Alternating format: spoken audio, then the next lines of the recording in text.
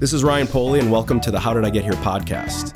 It's a conversation I had with Jeff Michaud, owner of Osteria Philly, and also La Via Gaia Italy tours. Jeff Michaud. Jeff Michaud, who's that? Thanks for being on the podcast. Is this a podcast? This is a podcast, yeah. I know it just seems like we're going to hang out, but... So, what have you been up to, man? What's new? Everything. Yeah? Yeah, it's just kind of started a new chapter in my life. Well, let's go back to the old chapter, then we can talk about the new stuff you're working on, because I think that's super interesting. All right, sure. You're from Jersey, originally. Close, New Hampshire. Oh, New Hampshire, that's right. Yes, same. To me, it's the same thing. You know, from Chicago, it's the same fucking shit. Chicago's like Detroit, right? They're right next to each other. It's just a suburb. Yeah. So, you started cooking out of college? Started cooking when I was about 12. Yeah, worked at a little pizza place, and then... What were you doing at 12 years old at a pizza place? I was making sandwiches. We call them grinders and subs back in the Northeast. Not a hoagie. Isn't there child labor laws against that? Or? Probably. Yeah. Probably. Is it friend's place, parents' place? It's just it was a pizza place right on the corner from my house. Yeah. You know? I wanted money. And they offered me a job, $2 an hour folding pizza boxes. Yeah. So I'd come home with a shit ton of paper cuts and right. and some cash in the pocket. Yeah. And then what happened after that? Then I just started, I worked at like a fast-paced steakhouse, place called the Hilltop Steakhouse. They had a famous one in Saugus, Mass. It was for one of the first place steakhouses that actually had a butcher shop underneath where people could go and buy meats, and then they would supply the restaurant upstairs. That's smart. So then they opened a second location in New Hampshire, in Nashua, and I mean, it was crazy. We had like a giant, massive line. There were like 6 double broilers, like steak tips on the drawers, one for all New York strips, one for ribeyes, one for steak tips. What were you doing there? I was working the broiler. No kidding. Yeah. The big drawer, pushing it back, doing your hip, you know, burning like the shit out of your arm. Just your back's on fire all day long. You turn around until you get like a little bit of relief. You're like, oh, it feels good, and then you're back at it. Working there, how did that set you up for owning your own restaurant? You know what? That got me really into cooking. That got me very excited about cooking, being in the kitchen, like the drive, the energy, the excitement. Yeah. And I think that started opening the door for me wanting to really be a chef. Yeah. You know, that coupled with my high school had a culinary arts program. We had a restaurant in the high school. Great. Oh, holy cow. So we had 2 years. Yeah, we had 2 years of that. So the first year you prep and whatnot, and then the second year you actually work in the How many restaurant. kids from the high school went through that program and graduated to go into restaurants? I mean, do you know, but it was a lot, or would you guess? Classes were probably 30 kids. That's crazy. 20, 25 kids per class, and it was a 2-year program. I think they still have it, too. I mean, in high school. You had a full-blown-out kitchen. God, they should bring that shit back, man. They got to bring woodworking back to high school. I think so, too. All of it, man. All the vocation. Working on cars or, whatever is underneath the hood of a car these days, computers or whatever it is. Yeah, I agree. But the school was great. It was awesome. And then I started working in a hotel, worked for the Crown Plaza Hotel, and then I went off to college and started my whole career there. Yeah. You know, I think at an early age, like when I was at the Hilltop, I really wanted to, like when I figured out I wanted to be a chef, that's when I figured I wanted to, eventually I wanted to own a restaurant. Sure, have my own business at some point, you know. Plus I wanted to travel, I wanted to see things, I wanted to go around the world, and I don't want to be stuck in Nashua, New Hampshire. Right. So where'd you go to school? CIA in New York. And you finished? Finished in 1998. Yeah. Bottom of the class. Where'd you do your what? Bottom of the class. Yeah. Well, you finished. You finished. Who cares, man? You got that diploma. Where did you do your internship at? The Caribou Club in Colorado. Oh, no kidding, huh? Yeah. Oh, right on. Yeah, great place, huh? Awesome place. A lot of fun. I actually ended up going back out there to work afterwards. So it was a toss-up. The Crown Plaza Hotel offered me $23,000 a year to be a sous chef. Big money, man. Back in 1998. Yeah. And I turned it down to take $12 an hour and go work at the Caribou Club. And I think that was probably one of the best decisions that I made in my life. Yeah. And it wasn't like, it was just a gut feeling. Like it wasn't this decision I wrote on paper and weighed out the pros and cons. It was just like, I think I'm going to get more out of doing this than staying Yeah, in. What felt right about it? Basically that? The chef I was working for, the accolades that the place had, the experience that I was going to get, the food, the style of food. I mean, I was never going to see that in Nashua, New Hampshire. You know, I mean, obviously New Hampshire's not known to be a food town, unless you go to the coast and then it's seafood, which is great. Right. You're still not getting into that fine dining world that I wanted to be in. Yeah. And what did you do at the Caribou Club? I started off working Garde Manger when I was in my externship, and then when I went back, I was back on the hotline, and then within a year, I became the sous chef, and then the executive sous chef, and then I did about 4 years there. And then you went to Vail. And then I moved to Philly. Oh, you went to Philly. You came to Philly first. Yeah. Okay. I went to Philly. That's where I met Mark. Yeah. Met him at the Caribou Club. Oh, you did? What was he doing there? He's friends with the chef that I work for. So Yeah. he worked for him like 15 years or 10, Okay. 15 years before I met him. And then I met Mark because Mark would travel out there with his family to go on vacation, go skiing or whatnot. His parents traveled out there every winter. And he came out one winter, and I met him, I think it was 97, right, a year before he opened up Vetri. And we just became friendly, and and then when I was looking to leave Aspen, he was looking for a sous chef at the time. Yeah. And it just kind of worked out. It made sense to come back. Yeah. My cousin was living in Philly. He was going to pharmaceutical school, so it kind of worked out. Yeah. And that was your first introduction into Italian cuisine. First. First. What have you done in Italian food before then? I mean, besides what we did in school. Yeah, red sauce or whatever. Or like what my cooked at home, like fettuccine Alfredo. Yeah. So why Italian food? You know what? Or was it the opportunity to go work with Mark? You're like, fuck it, I'm just going to do this. Well, it was the opportunity. I think he already won. So '99, I think he won Food and Wine Best New Chef. So he started to get a lot of accolades, started to get a lot of write-ups in magazines, and it was just felt like the next progression. Like Philly felt right because my cousin was here, so I already knew somebody. I went and staged at Vetri before I moved, and when I got into the kitchen, it was just someplace I've never worked before. Yeah. The kitchen's not like what it was back then because it's be really hard to sustain it. Yeah. But I mean, we were doing 30, 35 dinners a night. You know, we were cutting a ribeye to order. We were cutting a turbo to order. We were slicing potatoes to order. Like everything was done a la minute. Like every single thing we did. Like somebody wanted risotto, it was done to order. You start with raw rice. Just raw rice. People That's waited crazy. 30 minutes. Like that's what it took. Crazy. You know, and that really opened my eyes up to how simple food can be when it's made right and you're using really, really killer ingredients. Yeah. Like I was doing modern American with Southwestern and Asian flares into it with Miles Angel at the Caribou Club, who worked for like John Sedler and who was the founder of like modern Southwestern cuisine or whatever it's called. So we had a lot of Spanish background and some Asian background, and I didn't even know I didn't know what a real good tomato sauce could taste like until I worked at Vetri. But at that point in your career, you could have went any direction. Yeah. Yeah. I could have went to New York. I could have went to Boston. I could have. Right. Yeah, I decided to go to Philly because it just the kitchen felt right. The cuisine I didn't know that well, and I thought I did, and I think it just showed me a lot. It opened up a lot more doors by taking that road because from there, that's where my career really started. Who else was in the kitchen at that time?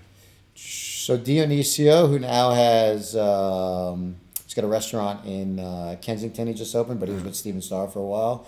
And then Michael Solomonov started a year after me. Right. Yeah. Yeah. Crazy. Yeah. Insane. And then before, when I started, Joey Baldino was in the front of the house, and Joey now owns Polizzi, which is Italian social club, and then he has Zeppole, which is in Collinswood. Yeah, good guy, great guy. A lot of good people came out of the kitchen. Jim Burke, who just recently passed, I saw that. Yeah. He had a restaurant. He opened a restaurant. He went to Italy, did the same thing. Then he came back, opened a restaurant, and he was working around the city. But very talented chefs. Yeah. So then from there, you went to Italy.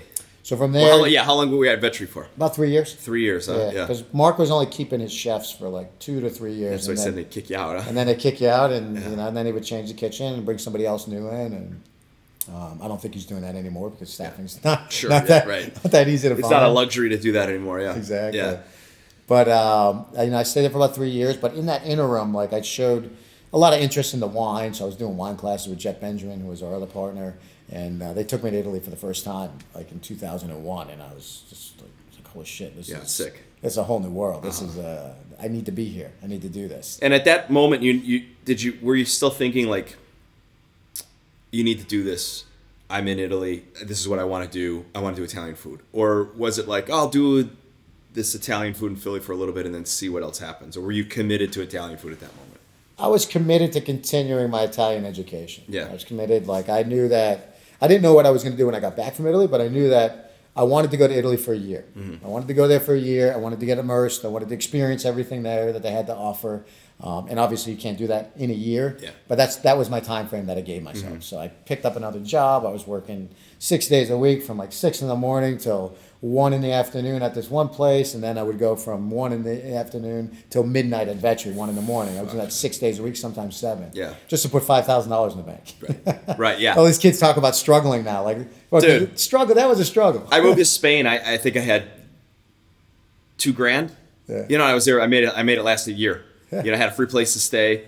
I ate at the restaurant, and then they started cutting me in on the tips at the end of the week. So I'd get like probably like $50 a week in cash. That's what they paid me from tips, and that $50 was enough for me to go out on the weekends and grab a couple beers and have something to eat. Yeah. And my $2,000 lasted me a really long time, man. Yeah. I mean, if you do it right, I mean, especially over there. I mean, I don't know how it is nowadays if people are still doing stages like that, but they put you up. They feed you. And I got lucky when I was over there because I ended up getting paid under the table because they lost a cook and they were like, do you want to stay? I was like, yeah, I want to stay. This was 20 years ago. So. Yeah. So you're in Italy. Where are you at? You're Bergamo. I flew into Bergamo. I started at a little family-owned butcher shop. Got there at like 3 in the morning, 4 in the morning, and some old dude was killing cows, and they had a whole thing of veal lined up outside. Jesus Christ. I didn't even speak Italian. I didn't even know what chow meant. I was ignorant. I still am. And he handed me a knife and said like 3 words to me. I was like, okay. And I like going to Italy. Like I already had a really good background of Italian cuisine after working at Vetri for 3 years. Like I could make Italian food better than quite a few Italians. Right. You know? Yeah. I could know how to make pasta. I knew how to roast. I knew how to do. Make desserts. Like it was I already had that background. So fitting into the kitchens was fairly. So what was the expectation of you going to Italy then? You have this really strong background. You knew you were doing the right things. You're going just to see where it all came from, just to piece it all together, just to experience it? I was going to get. Or were you looking at like, I want to get more information? I definitely wanted more information. I wanted to know where products were coming from, how things were raised, like ingredients and things that we don't even get here. Cooking techniques. I wanted to learn like what I was missing. I just wanted to learn things I didn't know about the Italian cuisine by moving around from butcher shop to different restaurants to visiting farms or even family farms because some of my buddy chefs there had their parents had these enormous gardens. It was like how do you keep track of these things? I mean they like my wife's grandmother was growing microgreens in her garden. Jesus. I'm like, this is crazy. Yeah. At no point throughout all of that, you ever thought, I should go to France for a little bit. I should learn French cuisine. I should learn. Why would I do that? I'm asking. Yeah. I'm asking. You never thought, like, at any moment? No, and that really never crossed my mind. Because I didn't even travel outside of the Bergamo area for cooking purposes. I traveled outside for eating at restaurants and things like that. But all of my cooking was done in the Lombardia area. Right. I never even thought about going down to Sicily or Puglia or Rome or working in restaurants there. Why not? You know what? To be honest, like probably because I met my wife and I kind of got sunk. Sly pooch. I got attached to the area that I was in, and that's where she's from. Yeah. What's your favorite region in Italy? Okay, 2 questions. Favorite region to travel or visit, and favorite food region. You're trying to narrow that down. It's like picking a favorite child. Like, well, I don't have any kids, so I only have one, so that's easy for me too. But after traveling, like I don't think I could ever narrow down like one specific region as being like the best region to travel to. Let's try this. Somebody that's never been to Italy before. They have a good amount of information of Italian food. Like they know Italian food outside of like America, let's say. I want to get the most out of my travels to Italy, and I'm going to be there. Let's say I'm going to be there 8 days. What 3 regions should I go to and why? Oh, I would do Piemonte, Lombardia, and it would be a toss up between Emilia Romagna or Friuli. I think Piedmont for wines, obviously. Piedmont for wines and truffles. Yeah. And the cuisine there too is really cool because there was a salt trade route that went from the Ligurian coast all the way to Piemonte. So it's only an hour. Yeah. So if you think about the Piemontese cuisine, they have anchovies, they have sardines, they have tuna, salted, like everything salted, cured, right? They don't get that in Piemonte. And then if you look in Liguria, they have hazelnuts. Like hazelnuts don't grow in Liguria. Peppers didn't grow in Piemonte, but now they specialize. They grow really killer peppers. So that to me, I think there's a nice mix of Mediterranean cooking and mountain cooking, or the cooking of the hills, yep. combined together in the Piemontese region. Vitello Tonnato, like veal and tuna. Like right. That's, great cheeses up there too. Huh? Incredible cheeses. There's actually a group of winemakers that bought a section of Castelmagno, which is a little town that produces Castelmagno cheese called Base Martins. Yeah. And they revitalized this town. Like it was dead. There was nobody living there.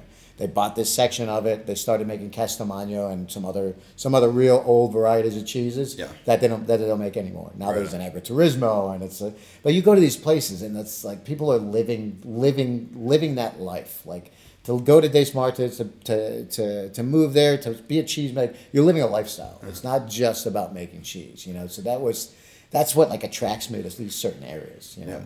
And then you go to Lombardia, and like I think for me, the further, like when you're in the north of like Florence, I think the food becomes a lot more refined. Mm-hmm.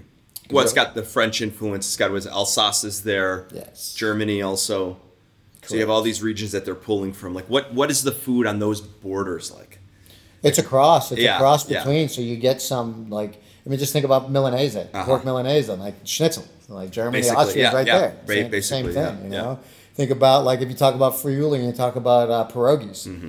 Like, you know, they have a dish called calzone, which is a potato dough filled with it's usually filled with like ricotta and sweetened fruit, dried fruits and things like that. But it's a very similar like you have goulash along the border there. Yes. You know? Right. So I would probably say the third one would probably be Friuli and Trentino, like that area right Why is that? It's because it's another cool area where you see an influence from the surrounding borders. Mm-hmm. You know, when you go there, you're like apples are huge there. So you have apple strudel. Yeah. Like, you know, Trentino does it a certain way. Friuli does it a certain way. The Austrians do it a certain way. And then you have Slovenia there too, where you have goulash and things like that border. So you're getting a lot of these cool influences from different Great cuisines. Wines in Puglia also. I mean, some of the best, right? For me, my favorite wine regions are those two regions, Piemonte and Friuli. Yeah, would nothing touch Piemonte. I mean, it's just like you want to drink. For me, it's like drinking anything from that region is what wine should be. Like this is like a nice, robust, you know, flavorful, juicy red wine, and that's like, yep, this is what we do in that region. So. And it has some like sexiness to it, some velvetyness to it. It's not and I don't want to sound like a wine snob, but like I'm not a huge fan of California wines because they're big, they're oaky, they're chewy, they're in your face, and like I'm not looking for that when I'm drinking a wine. Right. I want something that has flavor but has some elegance to it. Yeah, they're also great food wines too, though. Absolutely, like, they go with everything, man. Absolutely. Yeah. I mean, you can have a nice young dolcetto and eat that with a steak, or you could have it with a light piece of fish. You know, I mean, it's depending on who's making it, how much wood they give it, how long it's aged for. Right. You know, like Barolos, Barbarescos, Barbera. I mean, those are all the kings. Those are the kings, man. And now they're starting to make some awesome sparkling wine, like in Piemonte. Yeah. Like killer sparkling wine. No kidding.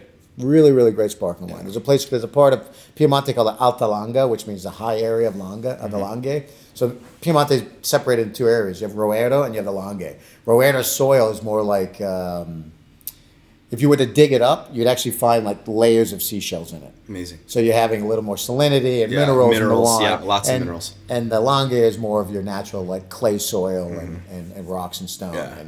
And it's the Alta Langhe is like a higher section of that region, and they're making like the temperature's perfect. They're basically making champagne, but they can't call it because they're in Alta Langhe. So they're using the same method champenoise. Amazing. So, a young Jeff, you're got to be 24, 25. Yeah. You met a girl. Fell in love. Living the Italian lifestyle, and you're there for a year. I was there 8 months and met her. Yeah. Yeah, 8 months. So then you're going back to the United States. Supposed to. Yeah. What happened? Called my dad and said, I'm not coming home. Ever. I need money. No, I didn't ask for money, but he was like, he got really mad, and he was like, I can't believe you're doing this. Like, why would you work for free? And dude, that's like every father's kind of excuse or response when you tell them what you're doing in the culinary industry. You know, nobody gets it. He didn't get it. He didn't get it when I took a $35,000 pay cut to move to Philly, and he didn't get it when I took a 100% pay cut to move to Italy. Yeah. And I'm like, I can't explain it to you. I'm like, I met this girl. Like, I'm learning a lot. Like, by this time, I'm doing all the desserts at the Michelin-starred restaurant. Like I'm the pastry chef and working the hotline. So I have all the piccola pasticceria, where there's like all the petit fours at the end of the meal, and the whole dessert menu is mine, which was never happened at this place before. So I'm loving it. I'm having a great time. And then I met Claudia, and it's like after the second time we went out, I was like, I'm going to marry this girl. And then I called my dad. I'm like, listen, I'm not coming home. He's like, well, what are you going to do? You got school loans. You got this. You got that. I'm school. I'm like, who's going to shovel the snow? I'm like, defer it. Okay? Yeah, right. Defer it. You know. And lucky enough, they ended up paying me, but I was able to send, like that time, the euros were 30% more than $1, so I was sending money home. But he just couldn't grasp that. Like I went to culinary school. Did you go to culinary school? I never went, no. So I went to culinary school, but I didn't go to business school, so I had no sense of business at that time. I was just immersing myself to learn as much as I could about food, wine, service, culture, like how to put that into my repertoire. You know, and how that's going to shape me later on down the road. Yeah. I guess you always just learn the business later. It's always like the half-assed thing that we learn because you want to be, I want to own a restaurant, I want to be a chef, well, become a great cook. Okay, great. I'm a great cook. I want to own a restaurant. Whoa, how much business experience do you have? Why not have any? Well, you gotta be a good businessman. Okay, now I'll give you a good businessman. Okay, now I want to become a cook. Well, can you farm? Like the old Mitch Hedberg. I'm a great chef. Well, can you farm? It's like it never ends with us. Yeah. So how long were you in Italy for then? Total time that 3 years. Run. 3 years of that run. About 3 years. Yeah. Wow. Yeah. So I ended up. So I was working in a Michelin-star restaurant, and then I bounced around to a couple other places, and then I was leaving Frozio. That's the one that I stayed at the longest, and I moved in with Claudia and her mom in the foothills of the Alps. I mean, they were in this. I mean, they live in this beautiful property, and there was a woman that was staging in the kitchen with us, an older woman that was building a bed and breakfast, and she asked me if I wanted to be the chef there. So amazing. I said, yeah, I'd love to. Yeah. And I never got to the opening because they were sponsoring me for a visa. I was there illegal for the 3 years I was there. And they were sponsoring me for a visa, and unfortunately, like they wanted it to go faster. I couldn't make it go faster, so I had to come home. That's why you came home. Yeah. Wow. I needed to make money, and I couldn't not make any money. Yeah. Like living there. Like we got to that point where, all right, well now it's going to be very difficult. Like we're either going to get married and I'll stay here, or I got to go to the United States and start working on my career. Why didn't you just go to a hotel and have them sponsor you there? Was that an option? Like I'll just go somewhere to get a visa. Yeah, it was very difficult. We put in the application for everything. It was a very difficult process. Yeah, it still is. It's probably even worse now than it was before, right? Yeah, it's hard. Yeah. So you came back. Came back to the States, and then I took a job in north end of Boston at a place called Mare. So it was a couple of Italian people. They opened up this guy Frank De Pasquale. He's Italian? He owned some strip joints. It's an Italian guy? He's an Italian guy. He owned some strip joints. He had some restaurants. Miles Angelo from the Caribou Club hooked me up with his chef, Marissa Iocco, who was from Italy. And then I hooked up with them and did a tasting. They wanted real, true Italian food. And so I was literally right off the boat. Yeah. Right off the boat. And they were on the Freedom Trail. So when I went there, we opened up the restaurant. Like we were doing some really, really fun stuff, but it wasn't what the guests wanted because they were in the Freedom Trail. So they really didn't want true Italian food. No. They wanted American Italian. They wanted Olive Garden. And that's not what I wanted to give them. Yeah. So that didn't pan out, and then I ended up going up to the Bedford Village Inn in Bedford, New Hampshire. And then Claudia moved over here, and then Mark, I was calling Mark every day, being like, dude, I got to get the fuck out of here. I can't do this anymore. Like, we got to open a restaurant, and then that's when I got the call to come check out Osteria. So how much time had passed from you moved back to the United States to Claudia coming out? Let's dive into that relationship, because I think that's interesting. You did the long distance thing for a little bit about of 10 time. months, yeah. 10 months, yeah. I mean, obviously before cell phones, before FaceTime, before the internet, it was tough, right? There were cell phones, but you couldn't FaceTime. Yeah. And there was, you remember I don't know what it's called, but you had the webcams. Yes. So we had the old school webcam where you plug it in and set it up. Yeah. And you had to dial up. Beep, beep, beep, beep. And so we used that for a little bit. So what was the plan? So you're like, hey, listen, let's go back to Italy. I need a visa. I can't get a visa. I have to leave. Yep. Was she like, well, okay, well, what the fuck? What are we gonna do? We didn't know, and she never knew what what was going to come out of this either. Like she didn't know. Like her whole family's telling her, be careful, Americans here. Yeah. You don't know what's going to happen. Like he's going to come in, break your heart, and then leave. Basically, That's everything they were saying, And they all like me, and I like the family a lot, especially and like her mother and I got along very, very well. Mm-hmm. She, we had a lot of like food was like the catalyst that brought us together. Mm-hmm. So we really didn't know what was going to happen. I left without not knowing if I was ever going to see her again. Jesus. And the same with her. Yeah. Know? I remember like flying and like she's like at her car like looking out the thing like crying. I'm like, oh my God, this is awful. Yeah. This is awful. And then I moved. So when I got back to the States, it was April, and then I got the job in Boston in June. When I started in June, and then in July she came over, my Claudia, and then I asked her to marry me. So we were away for a couple of months. Then I asked her to marry me. She said yes. Then her grandmother died. She had to go home 2 weeks early. And then we spent the next 10 months apart. And then she moved to the States. Yeah. Wow, amazing. She moved to the States in New Hampshire in February with 6 feet of snow on the ground. No license. Couldn't work in my parents' house. Dude. And you guys are still together? Still married. Holy shit. 16 years later. Wow. New Hampshire winter.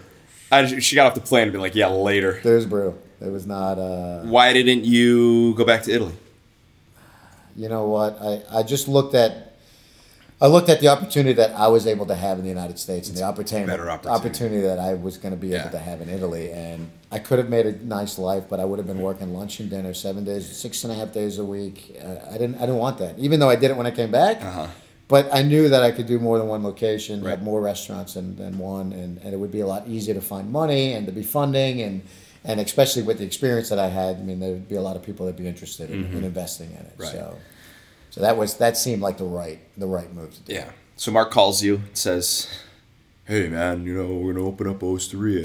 Come check it out." Like, how'd that conversation go? Like, it was more of me calling him like every day home from work, and like, dude, this sucks. I hate this. Like, I got to get out of here. Like, let's figure something out, And then he found a spot, which is where Osteria is now. And what year is this? This is 2010. This is 06. 06. Okay. It's 06. Yeah. So we had. So I came out like spring, like right after Claudia got here. It wasn't too long. Claudia was only in the States for like a few months before we moved to Philly.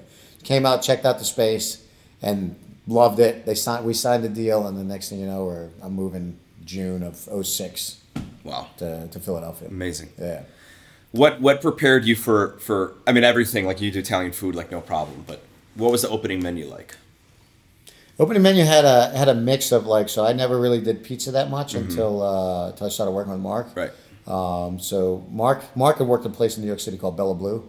So this was kind of a twist on what Bella Blue was. So we had the wood-burning pizza oven, which was like the main focus of the restaurant.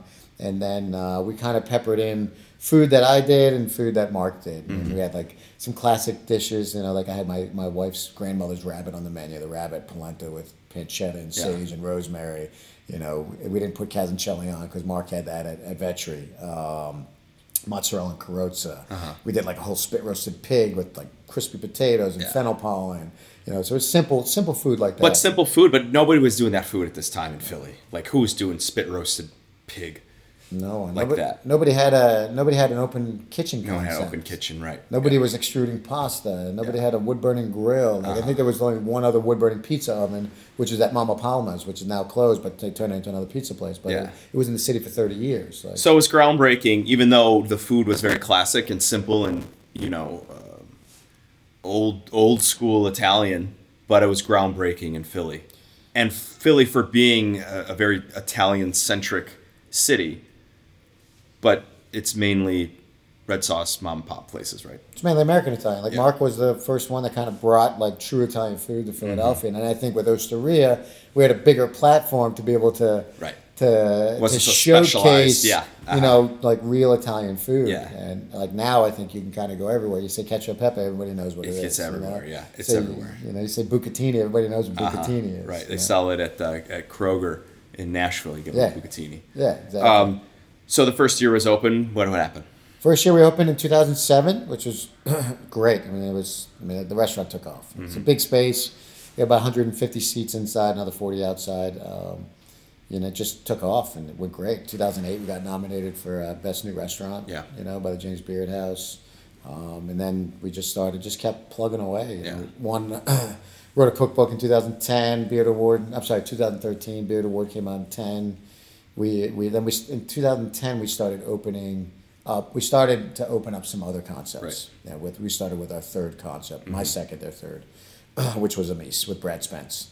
And then once we started doing that, we kind of, like all the parties, like there's 4 of us, we all knew our roles, we all knew what we wanted, and we just started coming up with more ideas and finding locations, and just felt everything we did was all Italian based, from like a Roman trattoria to an Italian beer bar called Alla Spina to a Italian barbecue joint, which had nothing to do with barbecue sauces, just barbecue meaning spit roast and grill, called Lo Spiedo, which means the spit, to some pizzerias, which I grew really fond of making pizza and working with doughs over the years. So that was like a good branch off of the Osteria concept. Yeah. And all this time you're like, maybe I should go learn French cuisine, or maybe I should go hang out in Spain for a minute. You never like second guessed yourself, never crossed your mind like, hey, let's learn another of anything. No. So stubborn, huh? Stubborn, so stubborn. I was just so immersed into that culture that I think you could probably study that culture your whole life, and you could say that about any culture, and not figure out like every dish that was ever made or every ancient ingredient. Like, I think for the way that I'm built in my mindset is that I dive into something and I want to know everything about it, and until there's nothing else to know about it. Yeah, correct. And there's 23 different regions or 29 different regions in Italy, and like I'm still looking at things, still going through stuff, still learning. Like it's something new every time I go to Italy. I come back with a new idea or a new dish or a new ingredient, or something that's going to add to what we're doing at Osteria. I mean, Osteria is more Northern Italian, but we do some Southern things in there. We have some fun with some other regions of Italy as well. Yeah. So how has Osteria progressed since the opening to now? With, I guess, not so much Osteria, but how has your outlook towards Osteria progressed? So your cooking style, what you think about putting on the menu. Are you just rehashing old dishes all the time? Or are you actually like looking at new things to put on the menu? I mean, from 2007 to now, that's a long time. That's a repertoire of successful dishes that you could just phone it in if you wanted. Yeah. But you're always kind of changing and tweaking. And so what's that process like? Always. I mean, I think we've been changing and tweaking ever since we've opened. Yeah. And I mean, my pasta dough now is not the same pasta dough recipe as when I first opened. Like, I've changed it completely. Yeah. My extruded pasta dough is not the same recipe. I've changed that completely. Like, we'll always bring some dishes back, but I also want the chef in there to have some creative freedom and take what we've done and kind of make some things his own. Yeah. So like when we first opened Osteria, we didn't want it to be fine dining like Vetri. We wanted it to be a little more casual and rustic. I think I'm even going more towards the casual and more approachable, feel to the restaurant than before when I was in there full time, like behind the stoves every single day. Right. We were doing some avant-garde stuff. We were having a lot of offcuts. We were doing a lot of sweetbreads and livers and kidneys and things like that. And I think we've really like turned that corner. Like, I want that place to be filled with people, whether they want to come in for a pizza, get a spaghetti with tomato sauce, which is totally fine because when it's made beautiful, it's one of the most beautiful pastas ever. I agree. Or they can get a nice spit roasted pig or the chicken liver rigatoni, which has been on the menu since we opened. Yeah. But we're always evolving. Like, we're always looking on. Like, the chicken liver rigatoni has gone through some renditions. Like, we used to hand chop it, then we used to grind it, then we used to roboku it, and like now we're back to hand chopping it because it doesn't get mushy that way. Right. Like, yeah. Different textures. So we're always looking at those and always looking at dishes, finding ways to like make them better. Or like we think they're better. Yeah. And then there's things we just don't touch. Like what? I like Lombardi pizza stays Lombardi pizza. With the egg and the sausage. Yeah. That's great pizza. Yeah, the francobolli ravioli that stays on there. The grilled octopus is always the grilled octopus. Like, we may change like a condiment with it, but our wood grilled chicken, like that's like we changed it to half a chicken, but we changed it to chicken with like half chicken with the bone. Like, and people were like, I don't want that. So we went back to like boned out half a chicken. Where does jiu-jitsu fall in all of this? Oh man, jiu-jitsu, it's life, dude. Yeah, I do know. But I want to hear you say it. Like, I want to hear, like, I know what it does for me. I know that I need to do it in order to be a functioning human being. And I need to do yoga a couple days a week. Like, it just became a thing where it started out as a thing that I just did. I thought it was fun and interesting, and I was learning something new, to really being part of, I need to do this now. So how was that approach? Like, how'd you guys fall into that? Did you start training with Mark, or? Yeah, Mark and I started training together. Yeah. So I was boxing for a while, and then it's only so many days you can walk out of after sparring and your head's ringing and you're seeing doubles and you're foggy for the day. Yeah. And Mark's fraternity brother Rob, Rob Shaw. Yeah. He was a Henzo Gracie black belt back in like I think early 2000. Yeah. I think he started training in 95, 96 and got his black belt in the early 2000s. So we started training with him, and we were going up there doing some Muay Thai, some MMA, doing some circuit training, and then we're like, why are we doing this? Like, Rob's a black belt in jiu-jitsu. Like, we should be, not that Rob does all that stuff, but like his forte is jiu-jitsu. Right. At first class, I got my ass kicked by some guy who was 120 pounds. Totally. Like, this cannot happen. Yeah. Like, how is this? Like, I don't get it. I don't get it. So I came back, and I was like, and ever since that one class, I just got hooked on it. And it was something that I needed to know. Like, I needed to know how to do it. And then when I started doing it, like, I set a goal, and I said, I need to become a black belt. Yeah. Like, I wanted my black belt. It grounds me in the way that, like, I get to the gym. Like, I think most chefs are probably pretty similar. We're aggressive. We have anxiety. We have problem stress. solvers. We solve problems. Yeah, and this is problems all the fucking time. Like, every couple seconds, you got a new problem. Yes. Yes. And I think that was one of the things that really attracted me to it. And when I go there and I work out, I kind of forget about everything else. I train, problem solving there, get aggression out. So when I come back to the day, I'm zen for the rest of the day. Right. Yeah. And I get a nice hour ride home from the gym in the morning, and I get to think about like what went wrong, what did I do, how did I mess this up, why did I get tapped here, So it keeps your mind working, and that's what I like. I think it's like a chess match, a human chess match. How do you think that's helped you as a manager, as a chef? It's helped me relax. Yeah. Because in jiu-jitsu, if you don't relax under pressure, like the next thing you know, you're getting submitted. Totally. So once you learn how to control your breathing, relax, settle down, then I think you can parlay that into working in the kitchen. Like, you have the same kind of stress. Like, tickets come in, like you start getting anxious. Like, it's breathe a second, slow down, and like it's all gonna work out. Like, you'll push yourself through it, but it'll hurt for a second, but then just relax. Relax. Right. So you're working on these Italy tours, which I think is a really cool, fun thing that you're doing. So basically, tell us, like, how did that first come about? So I think it was back in like 2008 or 9. There was a lot of people asking me about where should I go in Italy? I'm going here. Do you have any recommendations? I'm going there. Like, where can you set me up with any places to go? Yeah. And I was doing that. I was giving people connections, and I was like, you know what? I said, Claudia, why don't we put together a trip? Like, let's do a trip. We'll make it all inclusive.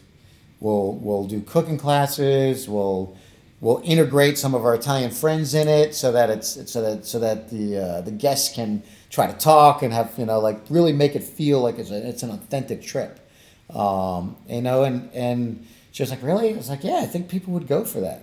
So we pulled off our first one, and our first one got canceled because it was the volcano erupted in Iceland. Oh, no, yeah, I remember that. Yeah. So we were doing our first one, and we got there because we flew out a couple days before, and another couple got to Spain, but they couldn't get out of Spain. Oh man.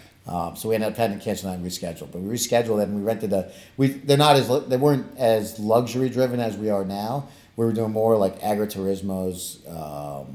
We did some cooking classes like agriturismo. We weren't eating in many Michelin-starred restaurants. It was a different level. It was where we got started. But it kind of back to that question of when I went to Italy and what was I going to get out of it? Like, I thought I was going to get the cooking techniques, which I did to an extent, or learn new dishes, which I did to a certain extent. But what I learned, what really hit me the most was how much food played this enormous part in the Italian culture and lifestyle. Everything they do revolves around it. And you can say that about Spain, you can say that about France, yeah. and Brazil. Food is a huge catalyst to many different things in life. Like, when you're looking at Italian Village, there was a church that was there. That was the first thing.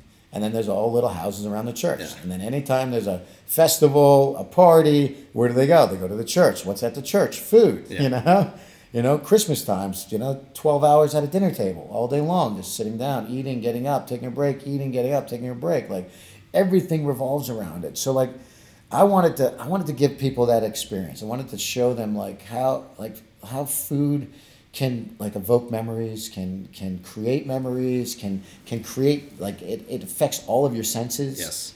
Happiness, sadness. Like you could be eating something and it could be it remind you of a dish that you ate with your grandmother that you loved and passed away a few years ago. And brought back that amazing emotional feeling. Right. Like wow, that was a good memory. What do the Italians get that we don't get out of life? Yeah. So what specific are we just too caught up in our own little rat race to kind of take 5 minutes? It seems we both lived in Europe. It's I'm on vacation. I'm just going to be on vacation. Someone else do the work. And us, it's hey, I'm on vacation, but I'm still on email. So if anything comes up, call me. You're not really on a vacation. Yeah, the Italians shut off. They shut it off. It's over. Spaniards and French, they shut it off. Yeah. Yeah, I don't know how they do it. Listen, I love the Italian lifestyle. I think I always say this, that Italians work to live, or Europeans work to live, Americans live to work. Yeah. I don't think we're ever content with what we have in the States. Mm-hmm. I think we always want more. I think we're always looking for the next thing. What's a culture also? That's what's really advertised to us is, be a millionaire, You got to think about this. Italians, your average Italian probably makes 1,400 to 1,600 euros a month. Mm-hmm. Just put that in perspective. What are you going to do with 1,600? Even if you take health insurance and Social Security out of it, what are you going to do here in the States for $1,600 a month? Nothing. You pay half your rent. Barely half your rent. You're going to get a car? Can't get a car. Can't afford a car. They make it all work. Mm-hmm. And they go on vacation for 3-4 weeks a year. Right. You can go on vacation without staying at fancy places, $80 a night for a room. Mm-hmm. You can get lunches for 20 euros. Yeah. You can get dinners for 40. You can live very, very well on less there. And I think that's one of the things that the trips are starting to show me is that I think our trips are more than just a food and wine tour, but I think it's more of it's showing people a different lifestyle. It's showing people a different way of living. It's giving them the lifestyle that I want to live later on, and basically taking time back and enjoying it in the moment. Yeah. I don't think none of us do that. I think I told you this story with Vernick, and I love him to death. He's an awesome guy, amazing chef. We're in Italy, and he does tours with me as well. He comes as a guest chef, and we're going to get coffee, picking up the guests at the airport. It's an hour ride. And I'm like, great, let's stop at the Auto Grill. Best rest stop ever in Italy. It's all over the highways. Let's stop at the Auto Grill and get a brioche and a cappuccino. Whoops. I really fucked that up. The Italian talking with his hands. Yeah, I'm French Canadian. This is the point in the show where we'll flash technical difficulties. Yeah. That's right. Sorry about that. Oh no, you're fine. This was actually It's a fancy camera. It's not fine. It's not fine. It's a microphone. Yeah. There's a camera there and there. And we're back. One more. I'm just gonna drop it a little bit so it's not obscuring. I tried to drop it, but it's still standing. Right. Well, yeah. If you could actually smack it harder next time. No. Definitely can do that. So you're getting brioche on the side of the road. Getting brioche on the side of the road, and he's like, "So what do we do? Just gonna run in, grab it, and then leave?" I'm like, "Greg," I was like, dude, it's gonna take us 8 minutes to order it, drink it, eat the brioche, and talk with the barista. I'm like, do you think that's going to change anything in our lives right now? And he really looked at me and he's like, yes, chef. Yeah. And he tells this story too. So to my point, I don't think we take time to really enjoy living in the moment. And a lot of the people on my trips really made it a point to say, Jeff, this trip was one of the best trips I've taken because we were living in the moment each day. Mm-hmm. Each day was a different experience, a different immersement, a different winery or cooking class or the people that you're introducing to us. And we're taking the time to really listen, to spend with them, and even amongst ourselves. The groups that we create are right from the get-go. It's and it's not even the individual groups. Everybody bonds right from the beginning. We go to the airport, pick everybody up, We stop at the bar in the airport. We open up some prosecco. We start drinking, and then we get on the van and we start the day. And then they start voting each other off like Survivor. Or? Exactly. Yeah. Okay. Great. One by one. But it really gives them an insight on what the Italian lifestyle is. And I think for me that was the biggest part of the trip, you know. And I always thought it was just going to be about food and wine. Yeah. And it kind of starting to morph into something bigger. A lifestyle. That. Yeah. So take us through what's a normal trip like. So we do 6 nights, 7 days. It's an all-inclusive trip. We take care of the fee covers everything except for airfare, and then I usually bring a guest chef or musician with me, and we stay in one hotel for that whole time because I don't like to get up and every 3 days. I did Spain for 8 days, 3 cities, and we were always just packing in at the airport. All I remember is packing and being miserable at the airports. Yeah. I barely remember like, okay, we're here. Okay, you get settled in.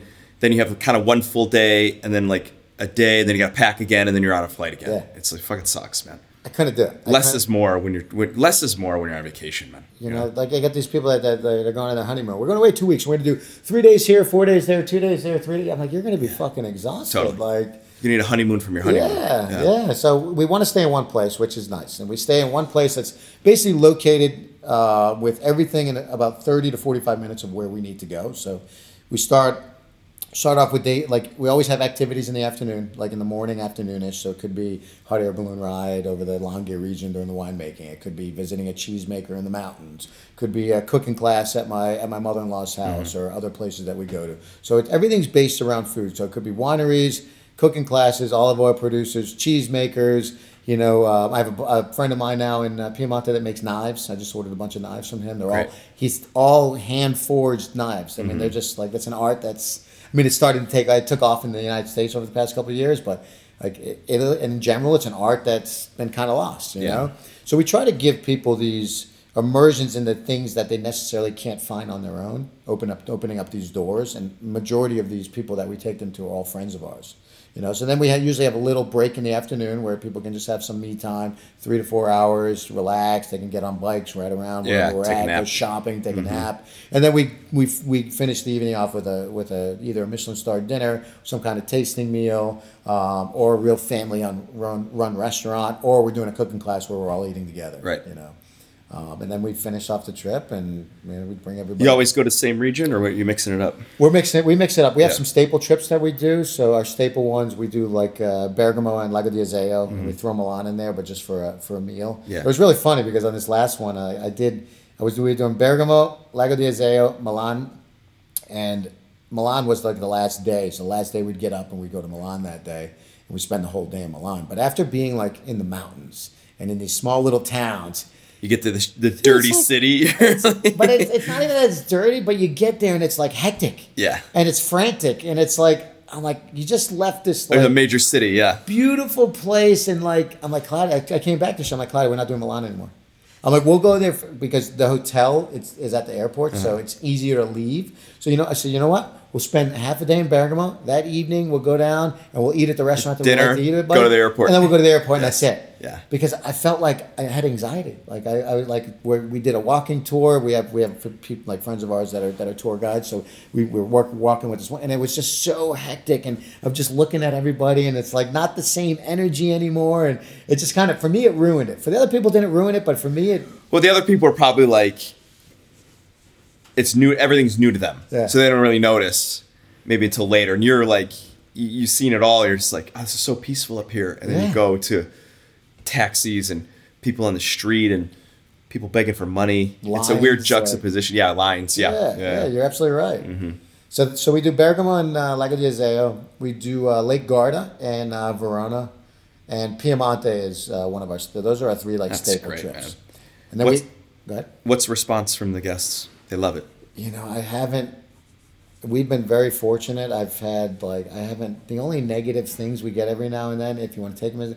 One is we want some more time at the hotel, which I don't understand that, but it's like people are older, you're dragging them around, Yeah. I mean, it's a pretty active trip, so you got to have, you got to be able to walk around. But I don't if they want to stay back for the day, they're allowed to, That's like one of the main things is like a little more hotel time. Yeah.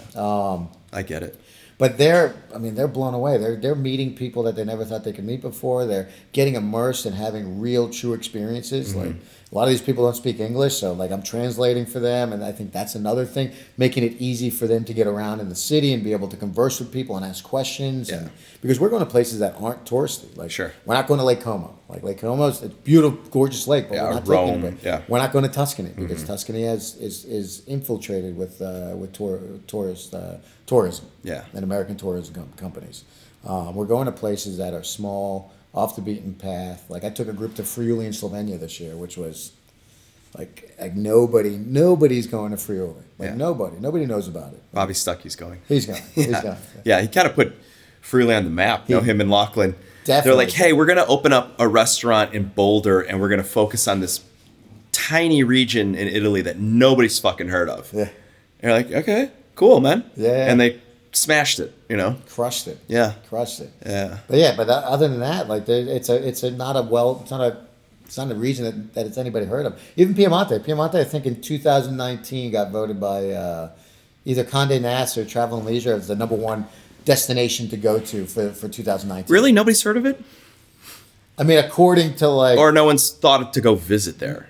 I mean, I guess if you're looking at the map of Italy, you're going to go to, there's... I would say a little bit of both. Because Yeah. when you talk to people about where are you going to Italy? Oh, I'm going to go to Pisa. I'm going to go to Palermo. I'm going to go to Venice. I'm going to go to Florence. Yeah. I'm going to go to Venice. Yeah. Nobody's saying I'm going to Alba. Right. I mean, people in our world are going to say that because they're in the culinary world. They're and going gone for the truffle season. Yeah, right. Yeah. But even those people, like, where there's so many other towns there besides Alba that are great food towns, great wine towns. That I mean, there's one restaurant we go to that's outside of Alba.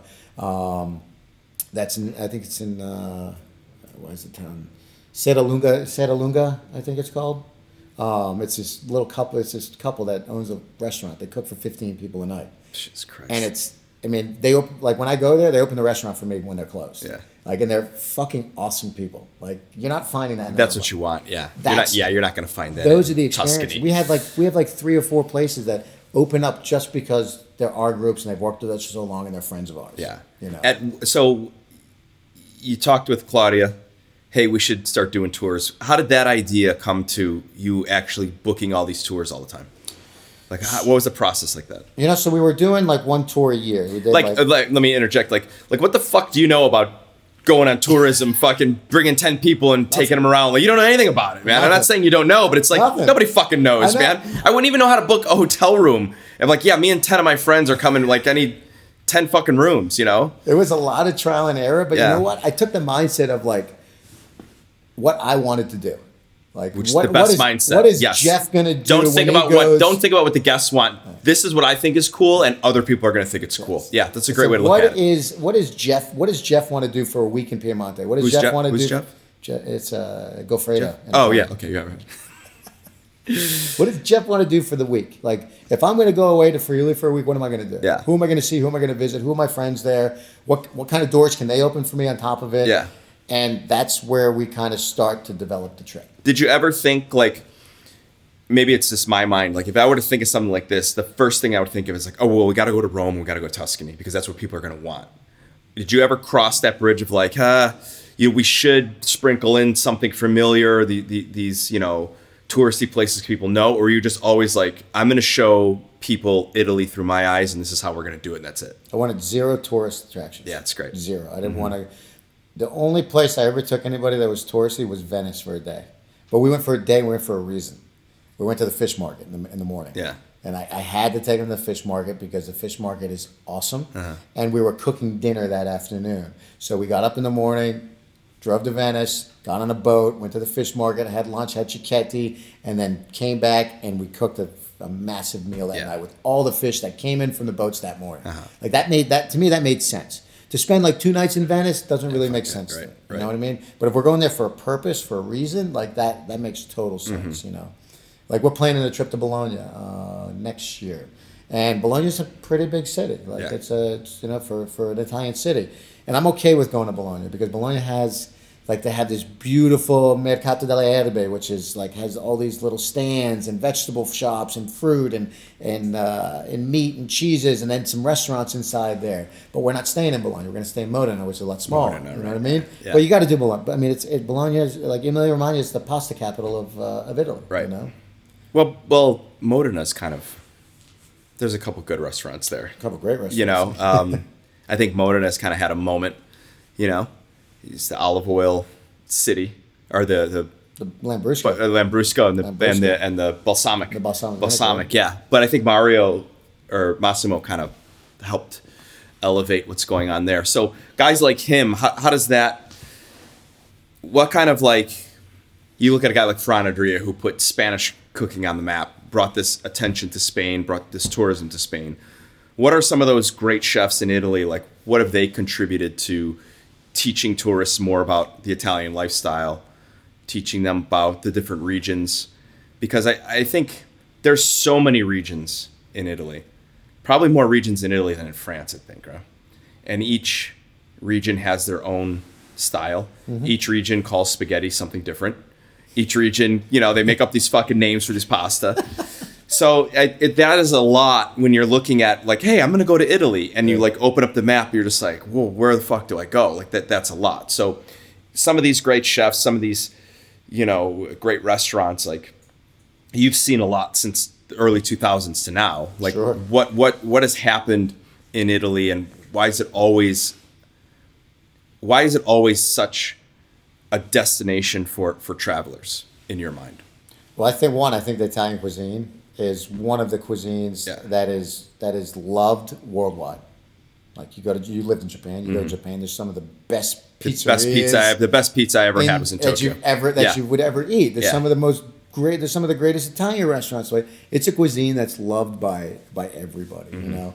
And I think what chefs like Massimo Bottura and Gualtiero Marchese, who's passed now, who's like the godfather of Nadia Santini, all those people that are taking the Italian tradition and bringing it up to like a little bit of a you know, I don't want to say a fancier notch, but like elevating it a little bit and making it available and accessible. There's actually Carlo Petrini, I think, is the founder of the slow food. I might have said the wrong guy, but I think that's who it is. Yeah, he's the founder of slow food, right? So that's where Bra is, and that's where that whole thing. Well, I was in, I don't know why I went off that tangent, but I'm going to get off that tangent right now. Okay. I was in Alba, and we were going on a truffle hunt in Castiglione, and they were talking to me about truffles. So do you know how truffles became known in the world? No. So there was a gentleman that he's got a store. Can't remember his name. He's got a store in Alba, famous truffle store in Alba. He ended up, what he had an idea was to take the most prized truffles every year, and this is years ago, this is back in like the 40s and the 50s, to take the most prized truffles and send them to every important figure in the world. So he was sending truffles to John F. Kennedy, Marilyn Monroe, you know, J. Edgar Hoover. Fucking marketing 101, man. That's the main reason that everybody knows about truffles now. Yeah. Like, so it's guys like him. And same with Carlo Petrini, who started the slow food. Like then you look at in the States, like Mike Latta, he started the slow food in the South. Like guys like that are really going out of their comfort zone and bringing something else to the culinary world that people that aren't in the culinary world don't really know about. Like your average Joe didn't know about truffles. Now your average Joe knows about truffles. You know, your average Joe didn't know about Barollas and Barbarescos, but now they do. Everybody knows, and right? It's because of that. Like same with Massimo. Like Massimo put Modena on the map, but that was by luck because his restaurant was failing. He was getting ready to close, and the story that I heard, however true or not true it is, it was that there was a journalist driving during a storm, and he pulled over in Modena and happened to stop at Massimo's restaurant. That's got to be a bullshit story. Had one of the best. Knocked on the door. Probably. It was raining. I was cold. He was in bed. He was came in out. bed. Oh, yeah. Come on in. Let me get you a blanket. I cook for Let you. me make you something, huh? And he cooked me this 24-course meal with textures from around the world and, you know, these techniques. And I was like, whoa, I was totally blown away. Yeah. And I got in my car. The rain had stopped, and I got in my car, and I drove off. I can't remember where the place is. You know, it was an illusion, a figment of my imagination. Yeah, it's a bullshit story. Probably. But he cooked this guy a meal, and the guy wrote this amazing article. And the next thing you know, the restaurant started to take off. It's funny is I don't remember. I don't know when I first heard of Massimo Bottura. He had a cookbook come out, like a small little cookbook, and I think it was like I was in Spain. And everybody's saying, oh, this Italian guy is, you know, the Spaniards look at the Italians the same way the Italians look at the Spaniards. You know, everybody hates everybody. But Massimo is just always one of those guys that you just kind of knew. It's like when a new boy band comes out. Like, I don't know who One Direction is. I couldn't name, but I know they exist. Yeah. And I know they have songs. And I know that if I saw them, I'd be like, oh, that might be them. Like, all of a sudden, I just, like, went to bed. At night, I was programmed. The Matrix was just like programmed in the back of my head, and I woke up and I know who One Direction is. It's like the same thing with Massimo Bottura. It's like all of a sudden I just know who this guy is. Yeah. And then when you see him and you see him talk and that life that he just like brings and that energy that he brings, it's kind of a fucking cool guy. I think he's a great ambassador of Italian cuisine, even though what he does is kind of like the passing the torch of like an El Bulli, but he took it into his own region, and he's doing very regional things. He's creating these textures and things, but he's a great ambassador of Italian food and Italian cuisine. And you know what he did when was it the earthquake or the Parmesan? Yeah. You know, he did a huge benefit for that. Like, he was right on top of it. He's a really cool guy, you know? Yeah, and then he has the food waste program. Food waste program is another one. Yeah, absolutely. Chefs that come in, they cook with all leftovers, and they cook for the homeless, which is great. These chefs, once they get like anywhere, like once you have like a platform where you get to that level and you're able to have a voice where people are going to hear, like that's where they really make their mark. But that's not. But I think that's the person and not the chef, because I know a lot of people that have platforms that don't do fucking shit. Yeah. And I know people that don't have platforms that are every day waking up and trying to push humanity into a better direction. And then there's just people that, you know, get a platform and they do good with it. So just because you have a platform doesn't mean you're doing good shit. True. You know? Very true. So, what do you expect out of these tours? Like, what me and Preston, we want to sign up. We should expect. Everything you just talked about. You should expect to be immersed into Italian culture and lifestyle for a full week. You're gonna hear more Italian. You're gonna pick up some phrases. You're gonna have more food and alcohol that you can physically put in your body. You're going to have experiences that, the first thing I tell everybody when I get on the van is like, pace yourselves. You don't have to listen to me now, but after today, you will no longer, and you get up tomorrow morning, probably after the second day, you're no longer having a big breakfast. You're not having eggs. You're not having, avocado. Like, you're having a cappuccino and maybe a yogurt. Yeah, you know? Right. Because there is so much food and wine and alcohol on the trip that you just physically can't consume it all. Be expected to not have to worry about a thing. Yeah. Like, what I've been told on these trips is that I'm like the father where the kids are following me around and take care of everything, huh? Everything. If it comes to a gelato, it's an all-inclusive trip. We walk past a gelateria and like everybody wants it, we stop and we get it. Yeah. It's like and you're going to be walking into places that you normally can't get into. Like, not my mother-in-law doesn't always invite people up to her house to cook. Right. But you're going to be up at her house cooking rabbit that my uncle raised and eating cheese from the guy from across the way that she traded zucchini flowers for. Like, it's like you're immersed in the magical culture and lifestyle of the Italians for the whole week. Who else is doing tours like this? I think there's a company out of I think it's Portland called Modern Adventures. They're doing things similar, but they're broader. They're going kind of everywhere. They're more luxurious. They're going after the luxurious end of it too, aren't they? I think there's a tier of it they're going after that they just launched this year. But they're doing very similar things. But they're going to Mexico, they're going to Spain, they're going to, but they don't have the access that you have. Which where it comes down to it. I can't answer that 100%, but I know that I've had some friends that have done their tours and some that have done mine, and they have boots on the ground, so they have partnerships with with tour guides in those areas. Sure. You know, which I'm sure they have access to certain things. But that's a huge company. But it's a big company. Yeah. But we only do 6 to 8 trips a year. I'd like to get to 10. That's still a lot. And that's probably we took about 10 100 trips people. a year. That's fucking a lot of trips, man. And That's they're like small. one every couple months. Yeah, and they're small too. They're 14 people. Yeah. You know, and we and I don't want it to be any bigger than that. Yeah. I want it to be that size. It has to be it's that a size. great manageable size. Everybody can talk with everybody. I can manage the group. You know, we did one private because we also do private trips if we have a group of people that want to go. Yeah. So we did one for 12 orthopedic surgeons and their spouses. It was 24 people. But I had my wife with me and a sommelier with me, so that was manageable that way. But still, even to get into some of the places, like I had to beg, like this guy, he cooks out of his grandmother's house. Like his grandmother's house is this tiny place. Probably fits like 30 people to the like maxed out.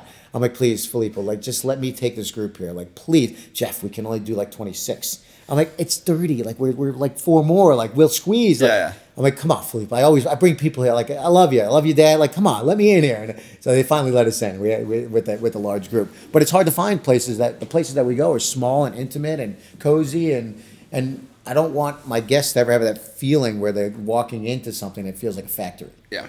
You know, it's gotta be true and rustic and not always rustic, but it's gotta be true. It's gotta be true. It's gotta have that real Italian flair to it. You know. What are some of the things that you've learned from pivoting from chef to tour guide? Pivoting from chef to tour guide. You know, I think I've learned to listen to other people's opinions more. Oh, really? You? Yeah. Interesting. Oh, wow. Yeah, I've learned to listen to other people's opinions and to hear what other people have to say. You know, I think every chef is and was like I was and like you were. Don't you think that's an age think, and experience? For you know? sure, I think that has to do with it. But I think chefs and I think we all go through that same process. Like we train, we learn our craft, and then we want to cook what we want to cook. Yeah. And we don't want anybody to tell us then what we're we cooking become and what's going wrong. psychopaths. And then we become psychopaths Yeah. trying to get that. Yeah, uh-huh. And then fast forward 5-10 years later, like why the fuck was I don't give doing a shit that? about Like, that anymore. I don't give a shit about any of I that just want to anymore. make good food where people are going to come in and eat and be happy. You know. Basically, that's it. I think that's what every chef wants. So we actually encourage, we do a questionnaire at the end and we send it out to everybody. And I encourage everybody to be like, hey, listen, like, do me a favor, like fill this out honestly. Like I can only get better at what I do if you give me like honest feedback, you know? And we also do a round table at the end of the trip. Is that when the voting happens? The voting happens. The voting, they usually vote me off. Vote you off I first. get off the island and then they got to find their way back home. Yeah. But we do go through a round table, and it was actually interesting because I changed it up this year because I'd always get asked what their least favorite and most favorite thing was, and I was like, why am I asking it? Why am I doing a negative? Like, there's no reason to have a negative in there. Like, So I was like, well, give me your bad reviews. Exactly. I was like, so what's one thing you learned on the trip, and what was your favorite experience on the trip? And that seemed to work out really, really well. I mean, it worked out well before, but I had to get that negative out of it. What were the negatives? What were they saying? There was never really a negative. They were like, then they had to find something negative to say. It was right? a negative. It was like, you know, the shower like leaked water out, or like I wanted to spend more time, or nobody speaks English. like less food or something. Like it's like okay, like those are fine. I'll take them. Like there's only like with those things, there's only so many things I can do with that. But there's never a negative. Like we're never coming back. And to be honest, like we've gotten more private trips from groups that have been on a trip with us. More like I have on this last trip, I had 3 couples that have did two trips with me already. You know, I have a private, and they're booking a private one for next year. So I have a lot of repeat business. You know, and I don't think a lot of people really realize what the trip is and what it entails until they go on it. Nor have they ever been on a group trip before.